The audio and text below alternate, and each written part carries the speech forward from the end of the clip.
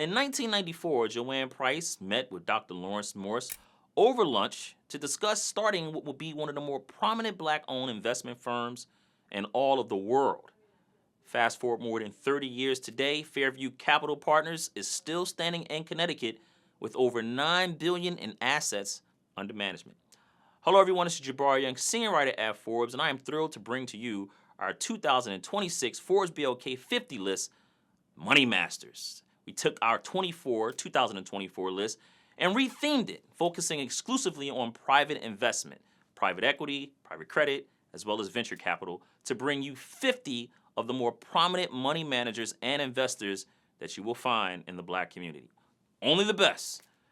Right now, taking you to Connecticut to start our conversation with Ms. Price as well as Dr. Morse to talk about how they was able to start Fairview Capital and keep it standing for over 30 years. Here's that conversation right now. I am sitting amongst legends. JoAnn and Larry, thank you so much for taking the time, and congratulations to all the success. Fairview Capital has been around for 30 plus years, 31 now, right? Been open since 1994. As you sit here both, you feel successful knowing that this firm was started 30 years ago and you're still standing? Yes. Yeah. She just says yes. How about you, Dr. Morse? 31 years. It's it's quite a passage of time. Yeah. I think we accomplished quite a bit during that time, and we like where the firm is positioned and postured today. We're excited about the team that follows us. So it's a good moment for us. Yeah. Right. Yeah. JoAnn, when I think of Fairview, I'm always amazed by what people say about you, right? And I'll get into a quote that your partner had. I want to see if it's true. But, your fearlessness, you're not afraid to speak your mind. I remember when we were sitting at lunch, you weren't afraid to speak your mind then either. And here you are still standing, one of the few black women that's in this field pioneering today. How do you feel in 2026 as you look back and see the track record and all the work that you've done here at Fairview? I feel very good about it. I was also comfortable with the partner, and we sort of chose each other. Yeah. And we knew each other. And the work that went into determining whether this would be the partnership to build something significant, a lot of energy and time went into it. And I think because of that, we were very comfortable in knowing what we had to accomplish, and our personalities are very different. Yeah. And I think that was a great benefit to the building of Fairview. What's the difference about the personality? Well, I like to say if JoAnn and I walk into a room of people together, 30 minutes later when we leave, everybody in the room feels as if JoAnn is their best friend and they've known her their entire life. Mm. Most would not say that about me. Why not? Oh, she's a very gregarious, outgoing person. I tend to be rather reserved. It's just a matter of personality. I don't think I'm unfriendly by any stretch. We're just different in that respect. But we appreciate that about one another. We always have. Yeah. Yeah. Well, what does it take to make a good partnership? Trust. Absolute trust. Never a question about your partner's faithfulness, honesty, being able to share information kind of boldly with each other and not be concerned about being too, I guess, what is the word we want? Too sensitive. We used to say in the very beginning that we would be unflinchingly honest with each other, brutally so. And what that sort of gives rise to over time within the culture, people observing how we engage with one another. JoAnn and I are very comfortable having spirited conversations. We've had many over 31 years, but we've never had an unkind word to say to or about each other. So people see and experience the respect, the mutual regard, the trust on a visceral basis. They observe it. It's not something. It's not something we're sort of consciously doing. It's just who we are, and it's the nature of our relationship. And I think that comes through to people. And I think it's had salutary effects on our team. Yeah. Yeah. If you both walk into a fifth grade class today and they say, well, what is it that you do, Ms. Price and Dr. Morse? Remember, this is a fifth grade class now. What do you tell them? Well, we are in the business of constructing portfolios of talented investment managers who are going to invest large amounts of capital in promising new technologies. The hope is that they will be able, through their financing and their efforts, to assist talented, capable entrepreneurs in building outstanding companies. Companies that will employ lots of people, and in many cases bring into the world technologies that benefit humanity. JoAnn, how would you tell this fifth grade class about what it is that you do at Fairview? I think the first thing that I would say, and I'm going to assume that Dr. Morse is there in the class, is that Dr. Morse and I would use Dr. Morse, because I think it's important for our young people also to respect where people are and what they've accomplished in their careers. So I always refer to Larry as Dr. Morse in these types of environments. But I think trust, very important concept for young people to understand, not to be competitive with each other, but to work together cooperatively to help build. In fact, it's very hard to build when you are competitive with each other. The competition has to come together to be able to build something over time that will withstand the pressure of all the things that happen when you're building. So I'd spend time with young people to talk about how important it is to trust, to understand. Then the other female-male aspect of it, to some extent, because young women would be, less so young men, I think, but more so young women wanting to feel comfortable that they can build careers and they can do it with other women or with male colleagues. Both of those things can happen. So I think I spent a little bit more time on the interpersonal piece. Yeah. Well, listen, take me back, right, to 1994, right? Each of you have a story about the firm. I'll start with you because it was a phone call that happened, and you probably wasn't feeling the idea when you run the National Association of Investment Companies, and they wanted you to start a firm, and you wasn't feeling it at first, and you hung up. Why did you say no at first? I thought that whole commentary and conversation was crazy. Why so? And I said to the board of directors, and the chair at the time, I think was Herb Wilkins. Herb Wilkins, yeah, that's right. Who was very successful venture capitalist in the communications business, and he came and said, "JoAnn, we need to build a firm, a fund of funds. I know of a fund of funds that has done this, and this is something that we need to do." And that's how he talked, in this sort of authoritative way. And we've talked about it, not me, I wasn't in the conversation, and we've decided it has to be you.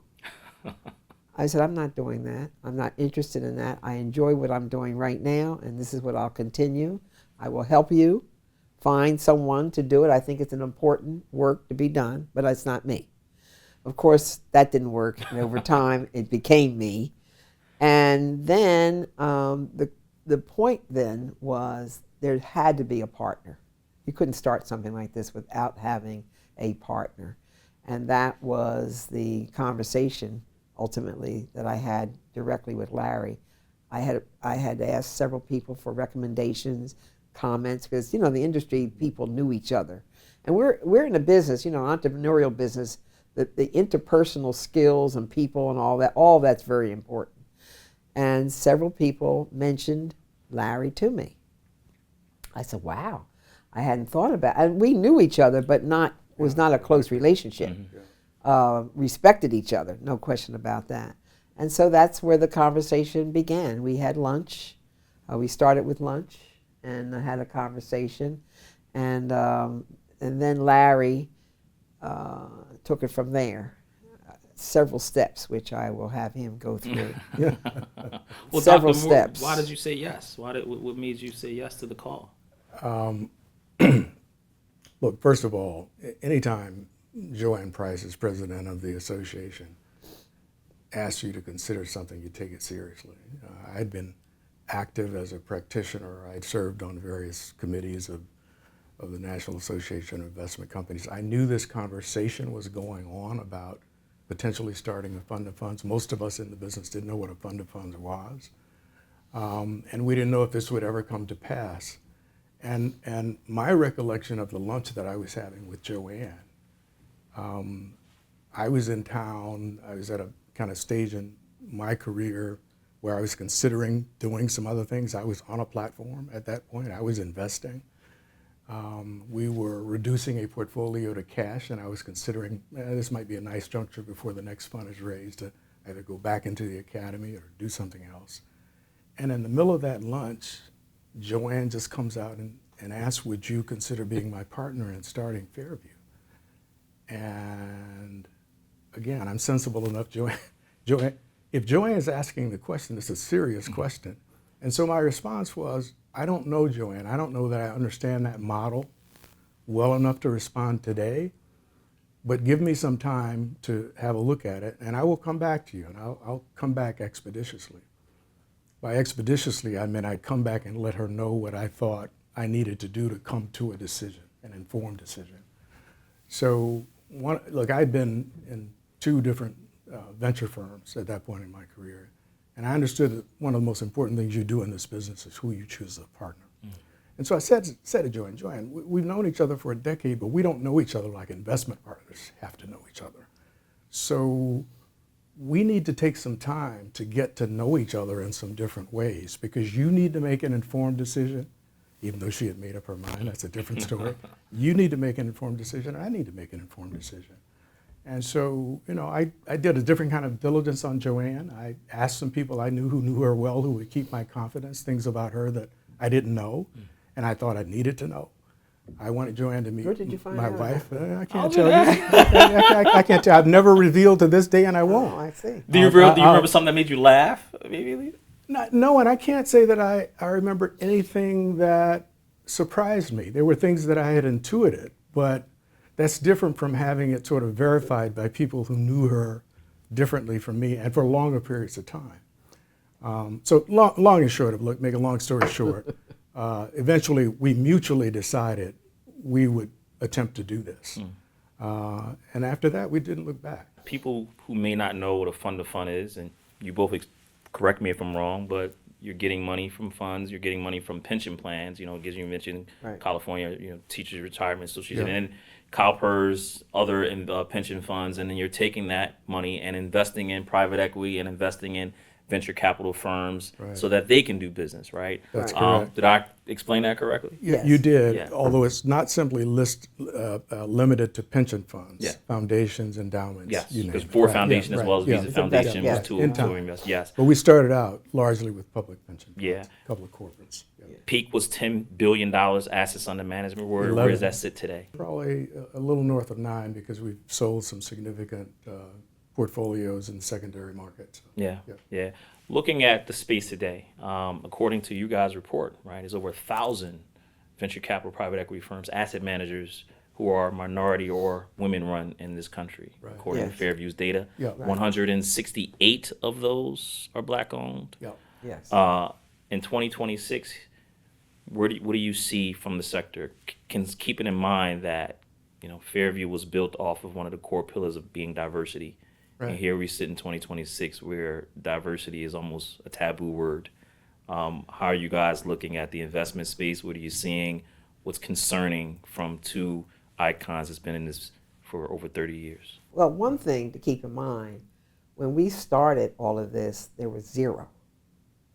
And we built from 0. And we had to build knowing that there were people in this business that were experts in investing successfully. And if you start there and you build from there and you're able to raise money continuously as a result of what you've been able to do in the beginning, these types of things that come along the line and they get in the way and they so forth, does not stop what we have been able to accomplish and to continue to accomplish. And so to be honest with you, when you see success, and there's been a lot of success and a lot of success stories that can be told now, I don't feel personally that that will get in the way? At the end of the day, we started because we observed a gap in the marketplace. There was this cadre of investment managers that had demonstrated their ability to invest institutional capital profitably with minority entrepreneurs, capable people, experienced managers who had the creds to be able to build successful companies and to get that capital back in appreciative fashion. People have been doing that over a period of 2 decades. That conversation is taking place at the board of the NAIC because there's frustration. Because the major source of capital for most of those firms has been the SBA. It's not predictable, it's not reliable, and it's not growing. So they're trying to find a way to keep what they've been successful at doing, not only going, but to scale it. And so they're in the notion of this fund to funds. If we could just raise a big pool of capital, so we wouldn't have to, kind of go hand in hand to the SBA for $2 million when we've got these opportunities that far outstretch that in terms of, scale. Can we do it? We started out knowing that we were dealing with capable people. Performance is at the heart of this. It has been from day one. We've never marketed ourselves or the opportunity along any dimension other than performance and excellence. So when we see these shifts in the political winds and things of that sort, we don't pay a whole lot of attention to it because the fundamentals from our perspective haven't changed. We're still looking for capable investors who have the creds to build successful companies. Yeah. Full stop, the end. Do your LPs, or did you have to do a check and say, hey, are y'all with us for some of your LPs? Or? Well, look, we just closed on another $150 million infusion from, State Illinois, University Retirement System. Right. And they've been with us in, what is it, 2017 or something like that, maybe earlier. We didn't have to go and make any sort of special plea to them to do that. It's simply based on performance. It's the numbers. They've had a good experience with us, and they want to continue doing it. And we view our pool of investors that way across the board. And it's reputation, too, Yeah. over time. Yeah. When we have as many investors as we have across the country, and they see what we've done and how we've been able to accomplish it, and they trust us as well, because that has a lot to do with this business. You have to feel confident about the people that you are investing your money. Yeah. And then Larry and I have been together since the beginning. That did not change. And the other great thing is we expanded our team so that as we move forward, there are a team of investment professionals that are a part of Fairview, and that's happened over time. Yeah. So that's also just as critical. Yeah, stability matters. Yeah. Right. Look, at the end of the day, performance is necessary, but as JoAnn points out, it's not sufficient. Yeah. You can perform and still not experience longevity in this business. People have to trust you and believe that what they're getting from you by way of customer service, the quality of your reporting, the timeliness of your reporting, all of those things matter. We've built a team that has served our client base well over a long period of time. So anybody thinking about the possibility of investing with us can conduct diligence easily. We tell them call any of our clients. Mm-hmm. It really doesn't matter. Just call any of them. Yeah. And they will tell you about their experience with Fairview. Before you ask another question, let me give you a data point that has always struck me as somewhat startling.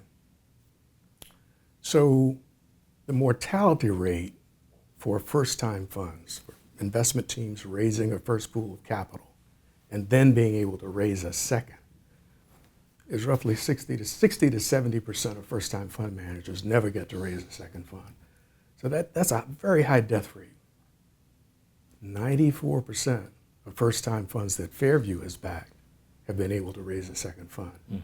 Why is that? It's quality of our processes, right? It's quality. It's the quality of our diligence, right? The care, the scrutiny with which we are building these portfolios, by which we are assessing people and determining they have what it takes to build an enduring franchise. The numbers speak for themselves. Yeah. I think you just told me that if I wanted to start a fund, I have to come to y'all first so I can survive. Well, look, we talk about CalPERS, imprimatur. We like to think that we have one. People do take a signal from whether or not Fairview has decided that a particular team of managers merits supporting. Yeah. Yeah. Take a step back. You both went to Howard University. You grew up in Birmingham, Alabama, moved to Jacksonville. Well, no, I was born Florida. in Birmingham. Born and grew up in Jacksonville. Well, I grew up in Jacksonville. Yeah, moved there when you was 2. I was 2 years old. Yeah, 2 years old. Yeah, right. Born in Birmingham, Right, yeah. moved to Jacksonville. Spent many summers there, though. Yes. So, it's the home country, if you will. But I went to public schools in Jacksonville. So, grew up in Jacksonville, went to public schools there in Jacksonville. Many of the professionals, doctors, lawyers, dentists, you name it, were Howard University graduates. School had a stellar reputation, but that was also true for a number of other schools. My father's a Morehouse man, so obviously he's sitting at the breakfast table and the dinner table, doing what Morehouse men do. They always say, you can always tell a Morehouse man, but you can't tell him much. My dad was very much that kind of guy, right? So it's sort of assumed that his sons would go to Morehouse.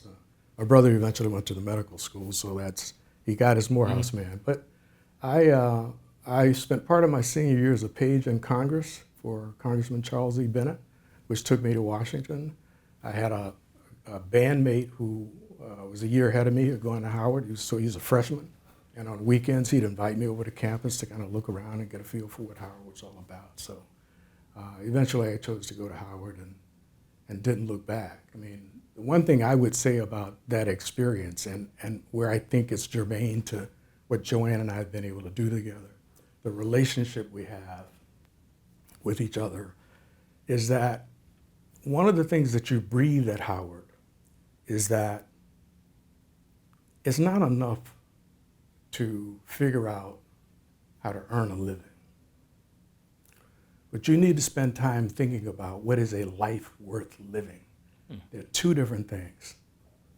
Our professors fully expected us to get what we needed to be able to earn a living. But they thought it far more important that we leave there with a sense of what is a life worth living? Where does service fit in your life? Who do you serve? What do you serve? What's important to you? And so it's a long time, quite frankly, close to 10 years before JoAnn and I even realized that we both went to Howard.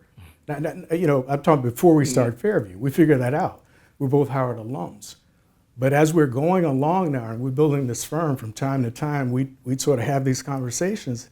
And it's kind of clear to us the things that we experienced there that were formative kind of filter into how we have managed together to build this firm. There's a service dimension to this that was critical from the beginning. There was opportunity, there's a sense of adventure, but there's also the service dimension. We're talking about trying to democratize the capital markets, change the face of it. We're not there, we're not in that picture. And it's important that we be in that picture because you can't build in this country without access to capital, right? So, yeah.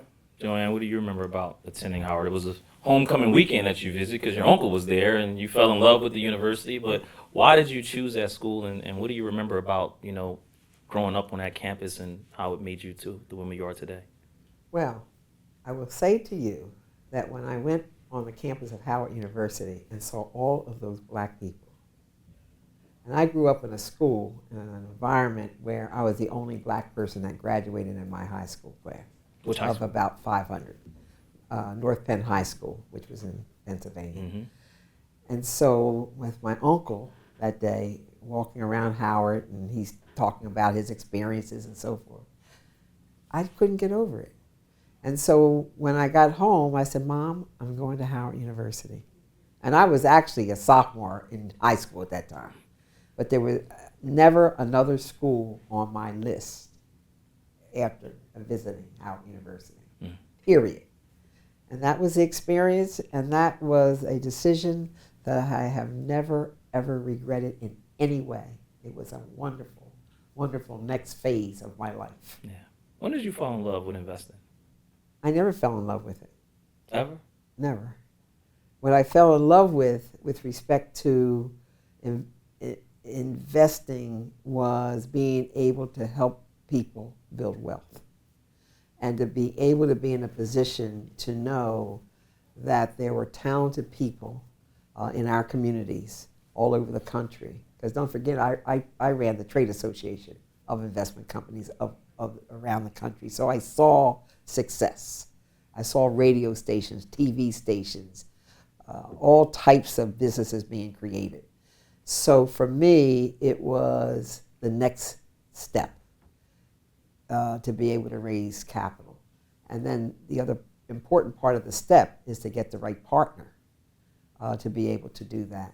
And so that is also part of what happened. But I was with, and keep in mind, there was no other female in the business but me. So I was with and around lots of men that were in this business, participating in the business. And so I was in a good position. I was in a position that I was in a position that nobody else was in, because I saw it happen all over the country and what the potential could be and would be. Yeah. Dr. Morse, have you fell in love with investing? JoAnn hit on this well. The love dimension for me was kind of going after this problem, if you will. I started life as a professional economist, and I thought I would have an academic career. I intended to be an academic economist, but I grew extraordinarily frustrated by what my work was showing me. I was a labor economist. I'm time and time again doing these studies on youth unemployment problems, and we're kind of looking at it 29 ways to February and dancing around the elephant in the room. And the elephant in the room is, at the end of the day, it really doesn't matter what your talents, skills, and abilities are. If people aren't creating successful companies, profitable companies to hire folk, these problems will persist. So I grew frustrated enough to want to get myself on the solution side of the problem. So I got into this because I wanted to use whatever talents, skills, abilities I had in service of solving this problem. So it wasn't investing that kind of attracted me so much as, this is what needs to happen. We need to figure out a way to scale company building, right? And that's what a fund of funds allows you to do if you're choosing the people who are going to deploy this capital well, right?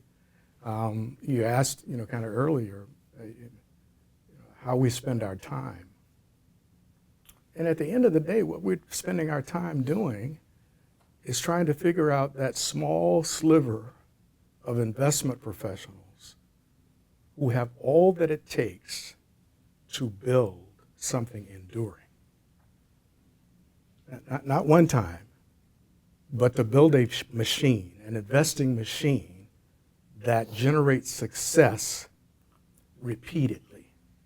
And the other thing I think that was been really beneficial is that Larry and I are very different personalities.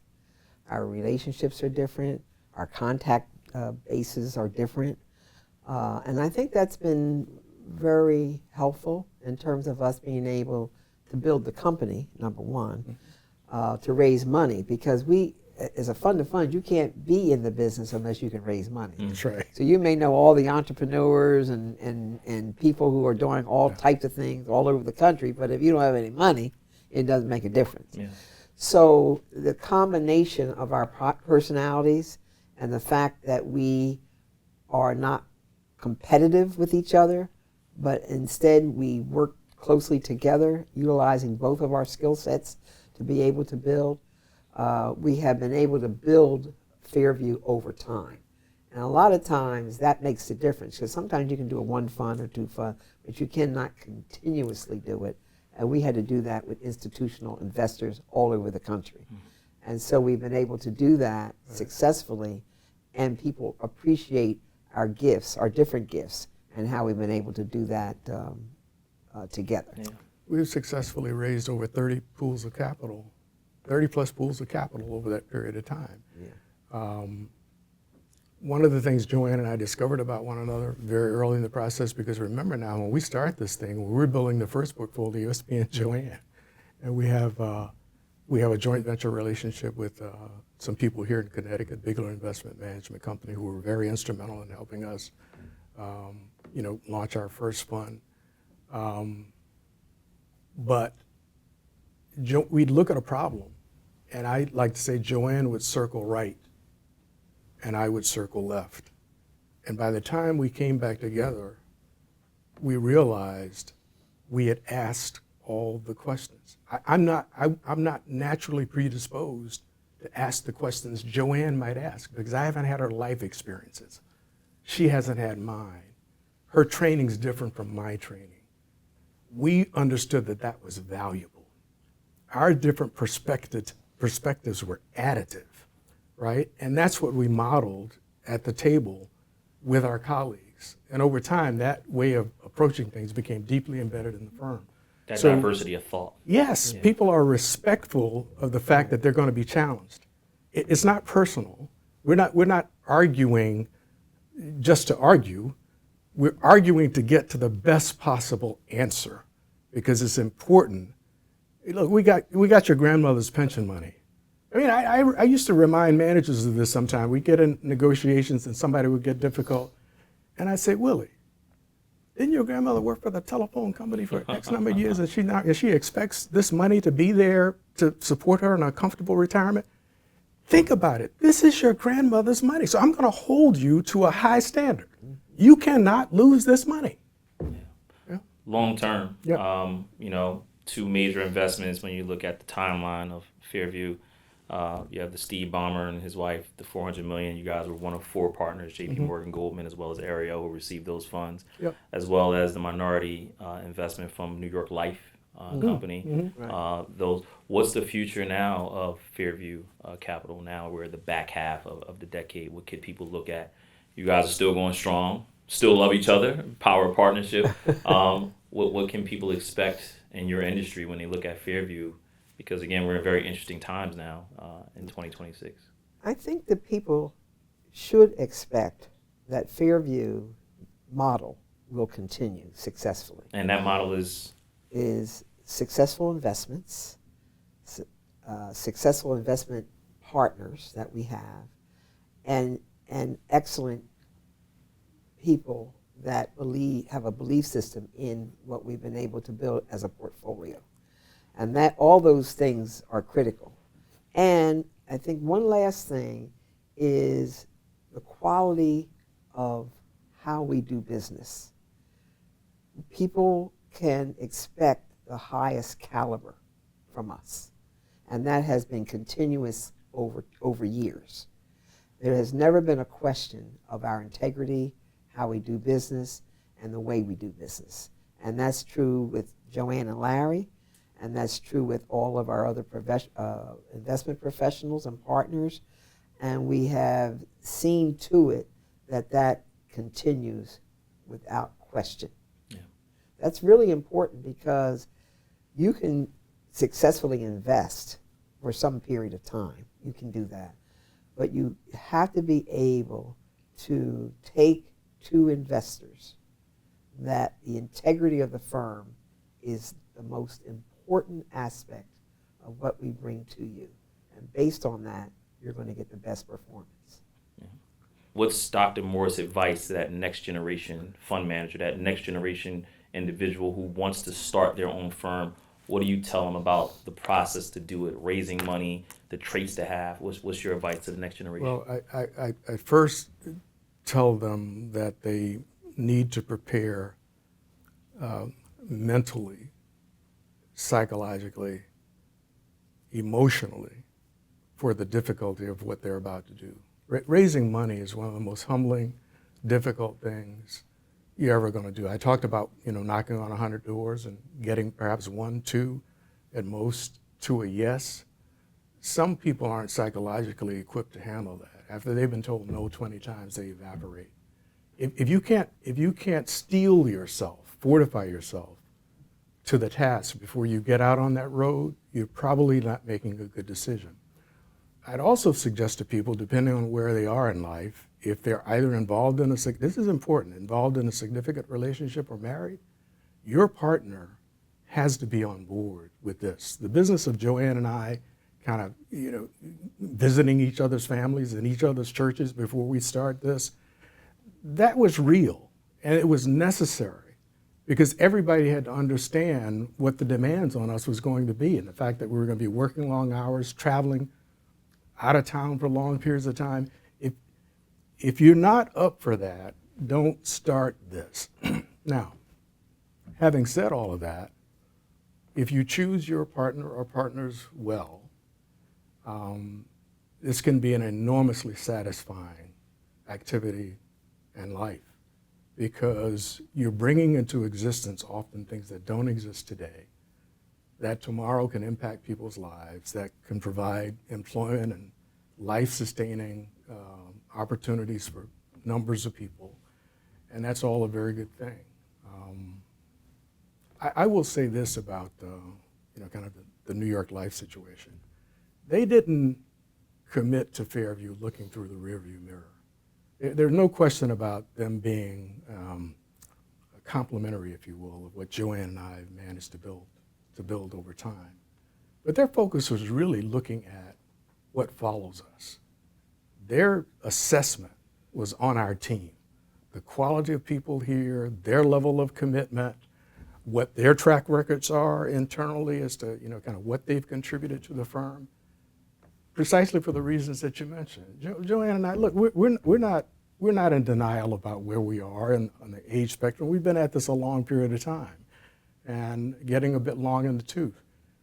So the next phase belongs to the next generation, who we believe we've trained very well. They're extraordinarily competent people, high integrity, committed to the space and what they're doing.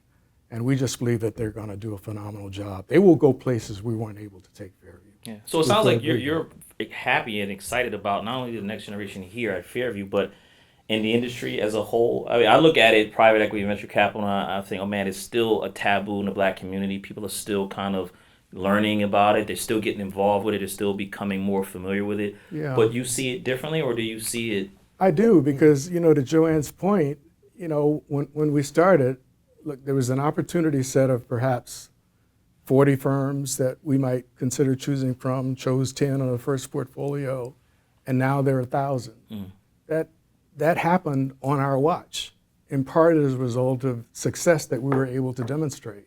So how could we not be anything less than optimistic about what the future will bring? I'll tell you, when you look at the young people who are running these firms today, the things that they've done and the types of companies they're building, and the names. I mean, Collab and Collide and Slauson and Company and 645 and any number of other firms. It's kind of unimaginable in our time that people would have been able to aggregate pools of capital that size and do the things that they're doing. That's tremendously exciting.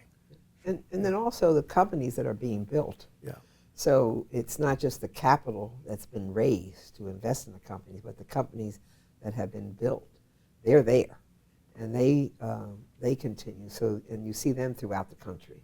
So it's multifaceted in that sense. Yeah. And the investments the money that we raise to do this, that's important, because that money and the money that's been raised to do it, it's also available for those organizations that are investing, direct investors. Yeah. So that's important as well. Yeah. So it over time, people begin to see it. You see success, and you build. And at the end of the day, you build on success. Yes, that's what does it. Yeah. And I think Larry and I are both excited about seeing success actually happen continuously. Yeah. That's very important. I usually get out of here with some fun stuff, and I still will, but because this is my first time I'm talking to two people at once, right? I usually just do my one-on-ones with people, right. But I'm going to switch it up, right, and have some fun stuff. But I know you both made $1 million. You cannot convince me otherwise. I will not believe it. But I'll ask you, what do you think your partner spent her first $1 million on, and what do you think your partner spent his first $1 million on? Well, let me say this. My partner most likely saved his first $1 million, invested his first $1 million. JoAnn pretty much spent her first $1 million. Well, with a caveat. Let me caveat that. I'm going to tell you a story that I got this from JoAnn's mother. I'm fond of telling this story because JoAnn is, I think she's a junior at this point in high school. And her church takes a trip to Haiti as part of the church's kind of missionary focus, and they go and they spend some time in Haiti. And JoAnn is so moved by what she experiences that all of the clothes that she brought with her, she gives away. Mm.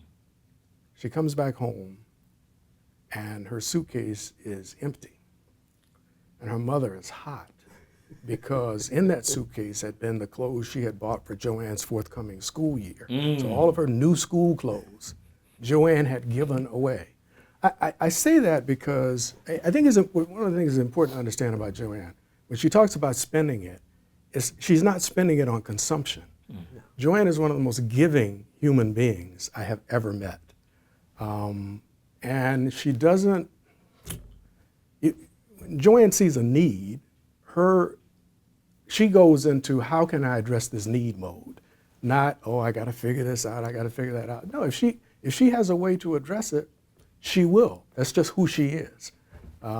It's just a wonderful thing to see in a human being, and to kind of be partnered with somebody like that has been extraordinarily meaningful. Yeah, well, I'm glad that context. I appreciate it. So, with that said, where did you give your first $1 million to? If you gave it away, where did you give it to?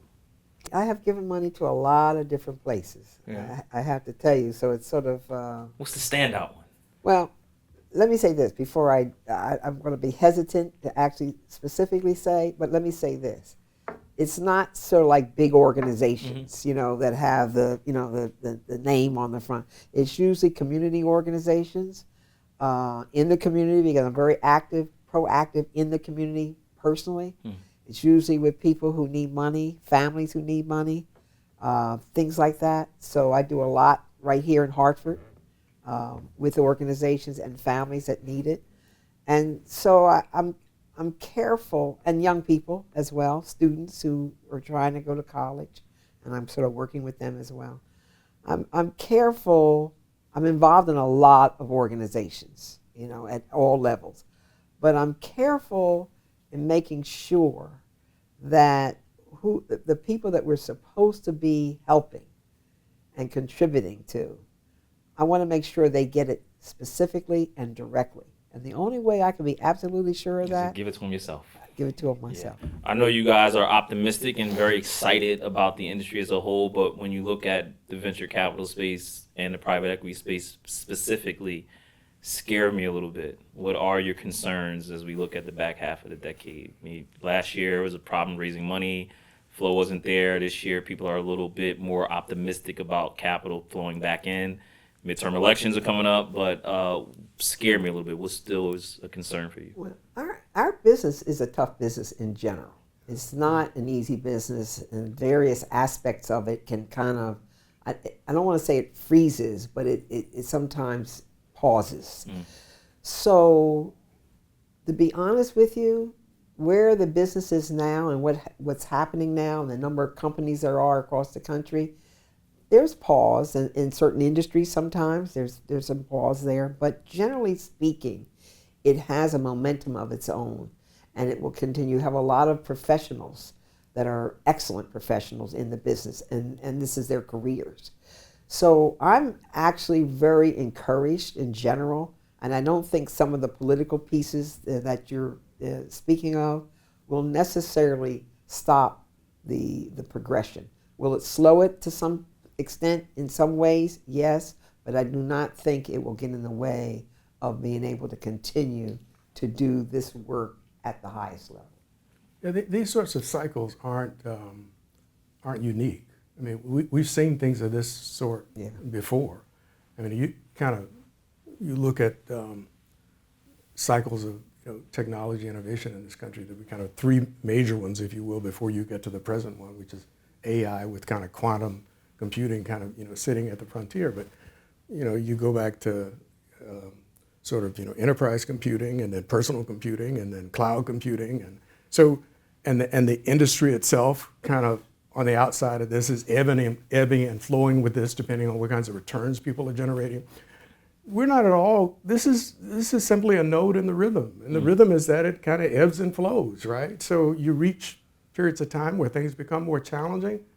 This is not a business that attracts shrinking vowels. It's not who expect to survive. So the people who kind of make it out here are tough in a certain way, and they'll get through this, right? And the momentum is such that it pushes forward. Yeah. There's enough momentum to do that. I agree with that. Yeah. Get you out of here on this. Always in my conversations with the Good, the Great, Jim Collins' book. I love that book. I'll start with you, Dr. Morse. What is the difference between a good investment firm and a great one? So let me come at it from the perspective, again, of the lens we use as we're prosecuting our investment strategy on a day-to-day basis here at Fairview. And I talked to you about the macro landscape of thousands of venture capital firms, right? Thousands of venture capital, growth equity, smaller buyout firms, which are the places in which we play. The difference between top performers and performers who are either mediocre or at the bottom, unlike the public markets, in the private markets, it's not tens of basis points. It's hundreds, if not thousands of basis points.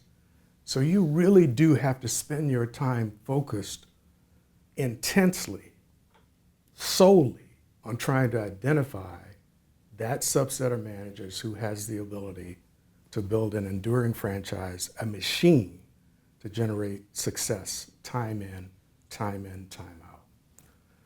So the difference from our perspective between a great manager and a good or mediocre or not so good manager is precisely that. Are they people who have built a machine around some particular area of intellectual depth and expertise, company building expertise, human resources that they can bring to bear, where they generate success after success after success, time and time again? Yeah. Right. Can they build a machine? Can they build a machine? Yeah. I think from my perspective, over time, it has been the ability to see investment professionals not just build their portfolios, but build relationships all over the country, and then be able to pull capital together to do major deals of all types. So there, over time, there's been trust developed, expertise developed, time in developed, and then, which is the excellent piece, the investment companies have been able to see those companies grow, and they've been able to exit those companies and move on to the next deal. So I've been around long enough to see that happen almost from the beginning to where we are today. And Fairview was a part of that, to be able to raise capital and to start with the first $100 million that we raised at Fairview to now having over $10 billion. And then other fund-to-funds and other investment companies. So to see growth happening on several levels, and the talent that was required to see that growth happen continuously, and how others are interested in being in this business. It's a very popular business. Not easy to get in and not easy to stay in, but to see it happen in so many different ways, I think has been what's been pretty exhilarating for me to observe and watch and be a small part of that process, both Larry and myself. Yeah. To spark true change, one should attempt to create as many opportunities for as many gifted people as possible. I love that quote from you, Dr. Morse. Thank you so much for the time, JoAnn Price, Dr. Morse, the co-founders of Fairview Capital Partners, been in this business for 31 years and still going strong, really representing the fund of funds, the private equity world, the venture capital world. It's been a pleasure. Thank you so much. Thank you. Jabari, thank you. Absolutely. ForbesBLK 50, the Money Masters, JoAnn Price, Dr. Laurence Morse, Fairview Capital. Can't get no better than that, right? They are Money Masters. So much. Thank you so much for watching. Thank you so much for listening. See you next time.